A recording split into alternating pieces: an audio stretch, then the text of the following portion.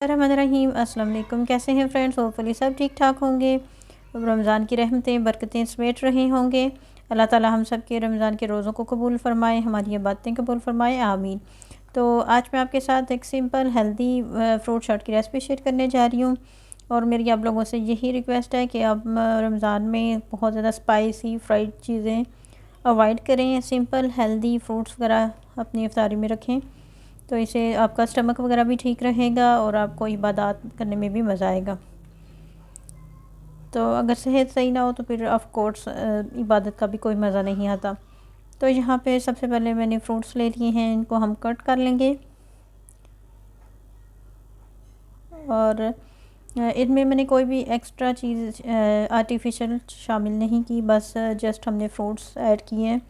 और इसके साथ ही हमने बालाई जो दूध के ऊपर से हम सिंपली दूध उबाल के रखे हैं उसके ऊपर आ जाती है, वो उतार लें, तो वो हमने बालाई फ़्रेश ले ली है। तो उसको फेंट के हम फ्रूट्स में शामिल कर लेंगे। तो इस तरह से हमारी बहुत ही यमी और हेल्दी फ्रूट चाट रेडी होगी। तो यहाँ पे हमने अमरूद, तरबूज और स्ट्रॉबेरी को भी छोटे छोटे पीसेस में काट लिया था। और पहले हमने सेब और केले को काट लिया था। तो सारे फ्रूट्स जस्ट हम ऐड कर लेंगे।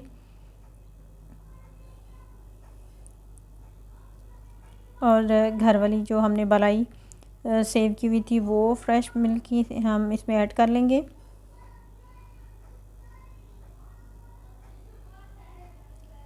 और इसी तरह बस हम इसको अच्छा सा मिक्स कर लेंगे। और यहाँ पे आप आके अपनी कोई भी पसंद के ड्राई फ्रूट्स ऐड कर सकते हैं।